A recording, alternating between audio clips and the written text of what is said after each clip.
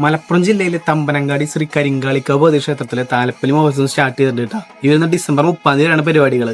താലപ്പൊലിയുടെ ഭാഗത്തുള്ള എല്ലാ ദിവസവും വൈകുന്നേരം ചുറ്റുകൾക്ക് അന്നദാനം ഉണ്ടായിരിക്കും. 23 വൈകുന്നേരം ഡാൻസ് പ്രോഗ്രാംസും 24 ബാലം ഉണ്ടായിരിക്കും.